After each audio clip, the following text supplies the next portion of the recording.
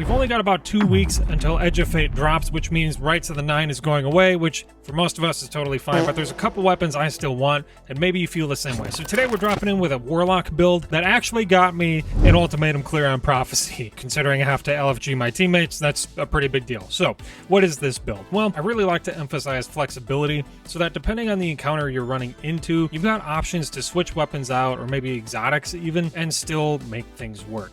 So for example, in certain encounters, survivability isn't quite as difficult, and I really like to use a more heavy ad clear option like a wave frame grenade launcher, and in some other encounters, something like a healing auto is almost a necessity, but I don't want to get ahead of myself. Pretty much, the whole idea is trace rifles and void. There's a lot of void synergy, as you can tell from the artifact. You've got volatile marksman, which we talked about a number of times, just easy volatile, grants class ability energy, then you've got weakening going on, spreading volatile, and then void flux depending on the encounter. Again, I was just doing last encounter, so limit break is great, but if you're in encounter 2 and you're just doing ad clear, you don't need to worry about boss damage. Void flux is going to help out with your subclass verbs even more. And if you can open a menu fast enough, I actually, in between damage phases on the Kel Echo, I'll switch to limit break over void flux. So again, there's some flexibility there. You don't have to switch. It's just a little bit of extra super damage, but it's nice to have the option. There's also trace rifle mods like we discussed. So overload trace rifles, you're not going to be running into champions and Rites of the Nine, but Beam Medic is really great. You get healing on kills, spreads to your allies, really helpful, especially in ultimatum mode. There's also harsh refraction. You're just dealing more damage if they have an elemental debuff. Volatile is really easy to spread like we just talked about, so we're going to be taking advantage of a void trace rifle,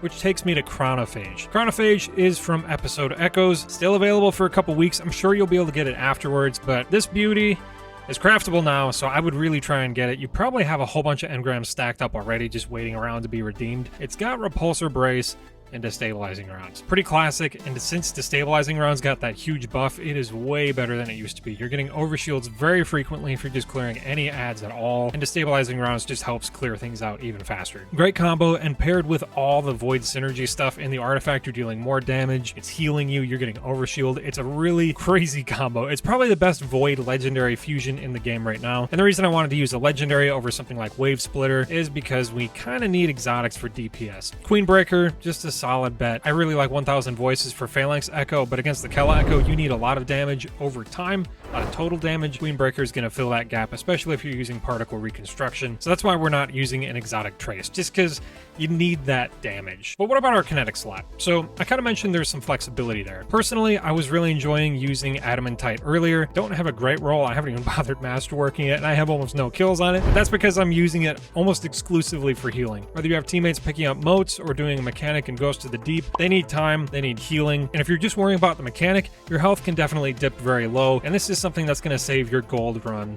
pretty frequently, in my opinion. So reciprocity is also really important to me because you're getting some healing back as well. Great perk there. Circle of Life is fine. Yeah, healing autos, really great. If you need to burn down chunky targets really fast, until its return is a great gun. It's almost like a legendary fourth horseman with super fast rate of fire and a massive magazine because of overflow. Scatter Signal is also a favorite of mine that takes advantage of particle reconstruction. That's a great rapid fire fusion. That's just really good for taking out like knights and just chunky targets like that. And again, if you're going into an ad clear scenario, something like Slideways Chain Reaction on Tusk of the Boar is going to do a great job. I know Wave Frames got nerfed a while ago, but they're still really solid. So you got some options there. For the kinetic slot, I would recommend Strand so you can take advantage of some of the artifact stuff. You've got stuff like Unraveling Orbs, so it's really easy to get Unraveling. And then, of course, you got Horde Shuttle, so you're going to be spreading even more threadlings around. I like that a lot. I would recommend a Strand weapon in this slot, but again, whatever you want. Now, as far as exotic armor is concerned, this is also situational. I was just using Cenotaph in the Kel Echo encounter because it really guarantees a 2-phase. By marking targets with your trace rifle, it allows them to drop heavy ammo, and the ogres that spawn in after you dunk motes are actually high enough tier targets that will give you ammo after you kill them. So really helpful. You do damage the first time around. Usually you use all of your heavy ammo, even if it's something like Queen Breakers. So you're going to need more heavy by the time you do second phase, and Cenotaph does a really great job of making sure that at least your allies have some heavy,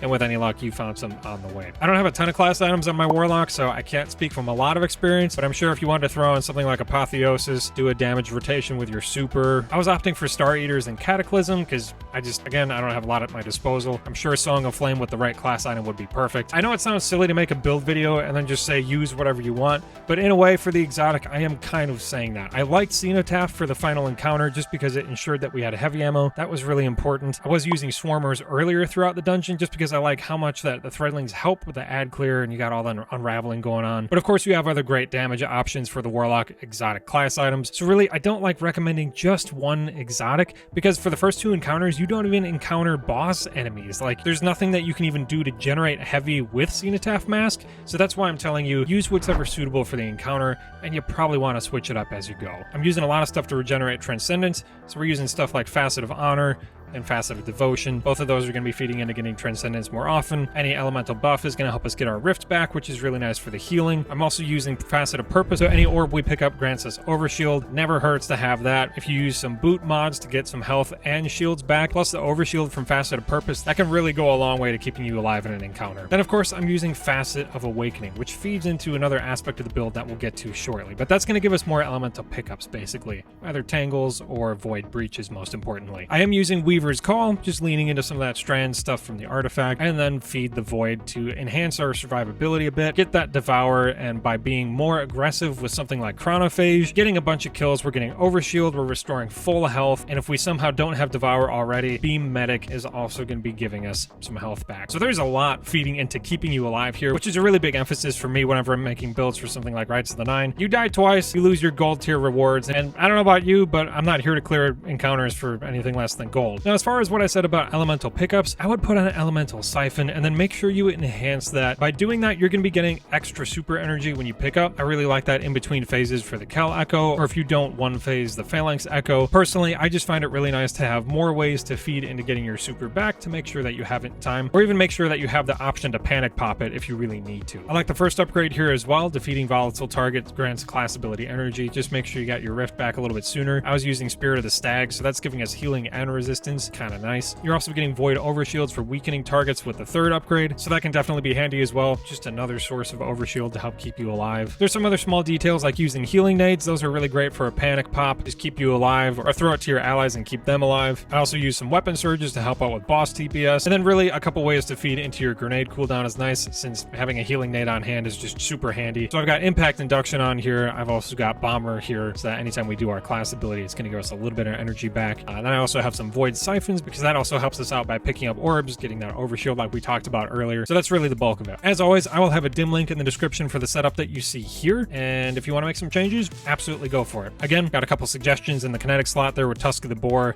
Until Its Return, and Scatter Signal. Adamantite is also fantastic if you need the healing. Chronophage is by far the best legendary trace rifle that is Void, and don't forget to craft that before Edge of Fate, because I assume we'll be able to get it, but who knows. And then for heavy, whatever you want. Queen Breakers with Particle Reconstruction is fantastic as always.